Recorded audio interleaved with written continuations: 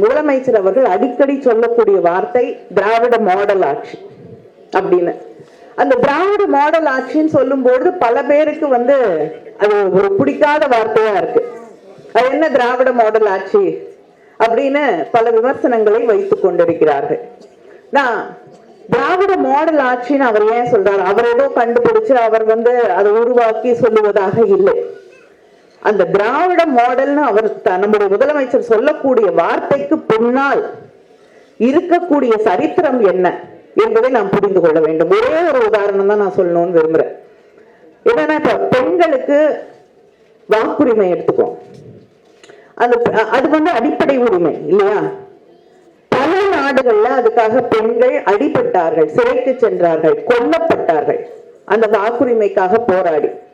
இன்னைக்கு முன்னேறிய நாடுகள் அப்படின்னு நம்ம சொல்லக்கூடிய யூரோப் போன்ற அமெரிக்கா போன்ற நாடுகள் எல்லாம் அங்க பெண்கள் மிகப்பெரிய பாதிப்புக்கு உள்ளானார்கள். ஏன்னா அவங்களுக்கு அந்த வாக்குரிமை வேண்டும் என்ற அந்த போராட்டத்திலே சிறைக்கு சென்றார்கள்.